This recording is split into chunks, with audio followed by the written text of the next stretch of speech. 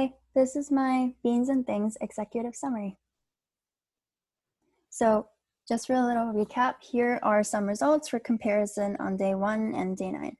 Overall, as you can see, I have increased most financial aspects of the company as well as customer satisfaction. However, my weekly net income was always pretty low as my prices were also pretty low for coffee.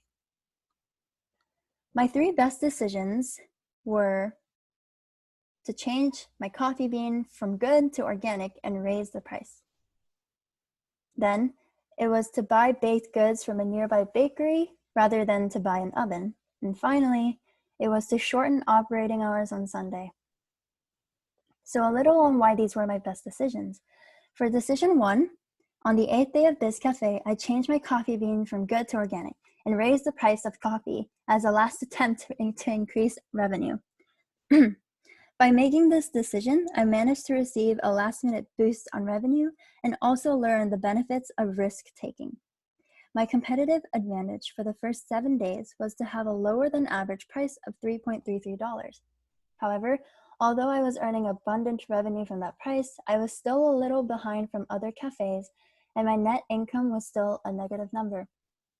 Yet, as soon as I decided to raise my coffee price, I broke even and my revenue increased as well. Then, for my second decision, in a special decision, I decided to buy baked goods from a neighboring bakery instead of buying an oven. When the special decision appeared to either buy an oven, do nothing, or buy baked goods from neighboring bakeries, I chose to buy the baked goods. It was one of the best decisions I made during our BIZ Cafe session because at the time of the decision, I was still below my break-even point. Especially because only around 30% of my customers would buy the pastries, I thought it would be more efficient for the company to get the goods instead of an expensive oven. Finally, for my third best decision, I realized that I don't sell as much coffee on Sunday as I do on weekdays, so I shortened my operating hours. Ever since the decision to have the option to open on the weekend, I decided to open on Saturday and Sunday for around the same amount of work hours, but after seeing the daily receipts after each week, I saw that I didn't even sell half as much cups on Sunday as I did on weekdays. My apologies. For instance, on the 3rd week, I sold over 400 cups on each weekday, yet only sold 192 cups on Sunday. Therefore, I shortened the operational hours on Sunday, which turned out to be a great decision for my profit. Although I shortened the hours, I was still receiving the same amount of profit on Sunday. My 3 worst decisions were buying too much or too little of coffee, not hiring enough servers in the first week, and hiring more servers compared to my earnings. So for decision 1, I had a lot of expenses because I paid my managers and employees above the average, and because I also sold my coffee at a low price. In an attempt to save money, I would try and get the coffee purchase just right, but sometimes I would buy too little and have to lose more money by buying emergency coffee beans. The silver lining is, however, that I acquired more managerial skills to better calculate how much supply to purchase. For my second decision, on the first week, I only hired 4 servers, which turned out to be a huge mistake as managers were stressed and customer satisfaction was fairly low. I should have considered the size of the cafe when hiring servers. For a 1,000 square feet cafe, 4 servers over 5 days are not enough. Yet I did learn from my mistake and then hired more servers afterward. Finally, for my third worst decision, I hired more servers after my first week in an attempt to fix my mistake of hiring too little.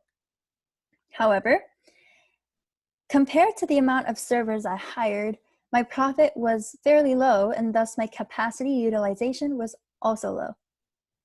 Afterwards, I worked hard to improve my capacity utilization, yet I found that it was quite hard to level the amount of employees with my revenue. Even though my cafe's efficiency went up and down, it gave me another opportunity to improve my managerial skills to hopefully prioritize efficiency in the future. Finally, the 3 most important lessons learned. First, employee satisfaction is key. There was a special decision on week 5 about what to do with an employee disturbing the workplace. The employees pointed out that the employee was coming late to work or at times not coming to work at all. And they even had to work that server shift numerous times. They had threatened to quit their jobs even because of the amount of work they were filling in for the other worker. In the decision, I decided to fire the employee. Even though after I fired her, she threatened a lawsuit, I was glad to see most of my employees relieved. In the end, I learned that employee satisfaction is key to retain qualified, motivated workers. Thankfully, she did not file the lawsuit. For my second most important lesson learned was that revenue does not always represent how well my business is doing. For the first 2 days, I was pretty focused on increasing revenue. When I managed to reach the amount of revenue I wanted, I was pretty excited. But then I realized that my net income was still a negative number. I still haven't reached the break-even point. So I raised the price of the coffee a little, and although I received less revenue, I got to finally break even, and my net income was a positive number. It took me a while, but I learned that a high revenue does not necessarily mean that my cafe is doing well. Finally, my third best lesson learned was that I should trust myself and take risks when I can. One of the best decisions I've made during the BIZ Cafe session was to raise the price of my coffee and change my coffee bean to organic. Simply put, if I hadn't taken this risk, I wouldn't have increased my revenue or net income.